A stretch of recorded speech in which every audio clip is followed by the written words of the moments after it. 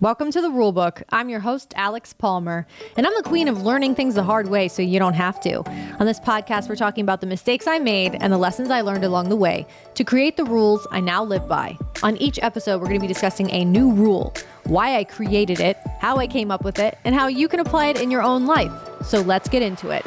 Welcome to episode number 14. Welcome back to the RuleBook. This week, my TikTok and social media was flooded with people talking about Rihanna's Super Bowl halftime performance.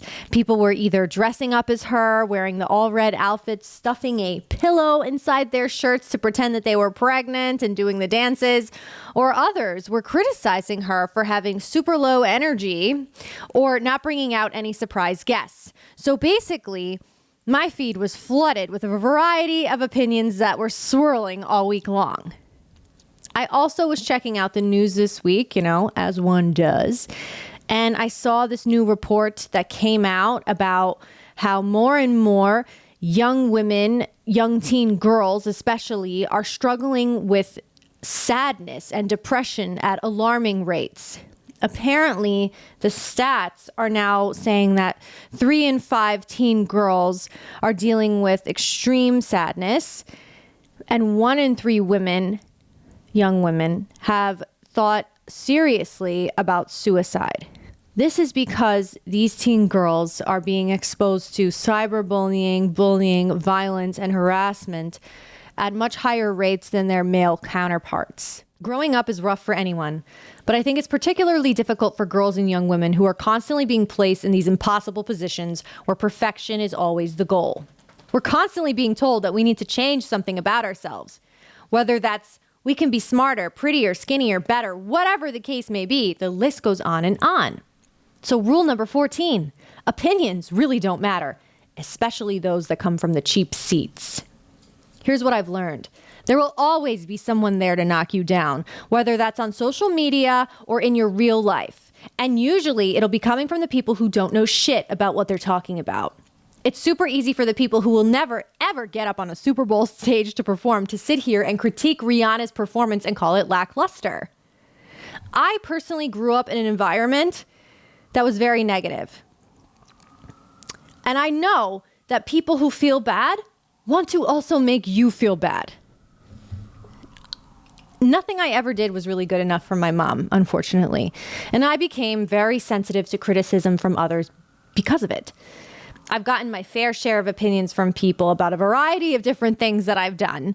And I realized that the only way to move past the negativity is to shut it out. I've wasted plenty of time trying to be perfect, only to come up short over and over. When the finish line is constantly moving, there is no winning. It all starts to feel absurd. I remember one time coming home with a test that I got a 100 on, and my mom said, well, why don't you get 110? And as a kid, I was confused by this response. I didn't understand why 100 wasn't good enough for her.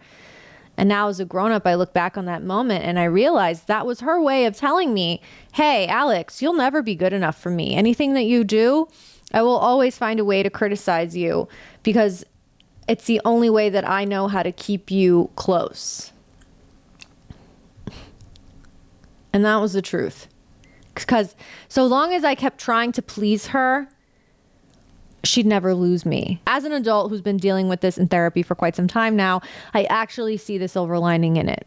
There is no 110. 110 didn't exist. I couldn't get 110, no matter how hard I tried. And now when other people try to pull the same shit on me, it takes me right back to that moment. And I'm like, oh, right. This isn't about the impossible standards that you've placed on me.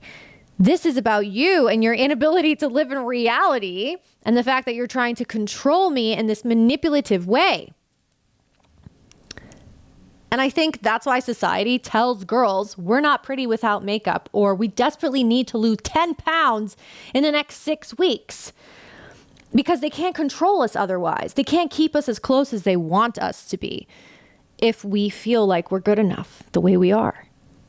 Even trolls on social media, they say mean things, and half the time I don't even know if they mean them. I think they just say it just to get a reaction, but it's also about power. Will you respond? Will you delete this comment? Will you delete the video? Will you delete your account? Will you give up completely and disappear? It's sick. It's twisted. But it's a game to them. I have no kids. I've never been a mom. Maybe someday. But when I watched Rihanna's performance, I got chills. Because here was a woman walking onto one of the biggest stages in the world in the middle of her pregnancy. I think criticism comes with the territory at that level of fame, but I think mostly people were pissed at her audacity. She completely ignored the naysayers and got up there pregnant, which is unheard of. And you have to give her credit for that. I don't care who you are, what you thought of the performance. Give credit where credit is due. And talk about a role model. Because Rihanna is also a survivor of domestic violence. And look at her all these years later.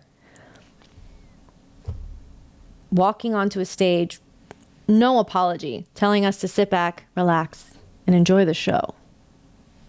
I love that for her. I saw men and women voice their opinions on this performance.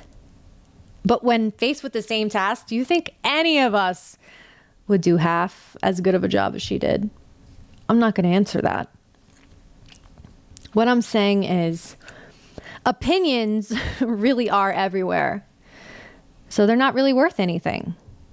Once you really start to see them for what they are, and some of them really are fucking absurd, you can start to take back your own power and develop your self-worth, which is what I think a lot of young girls and teens need to do today.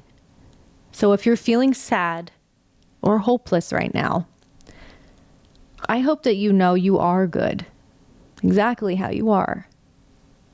And you'll never know how good you can be unless you keep going.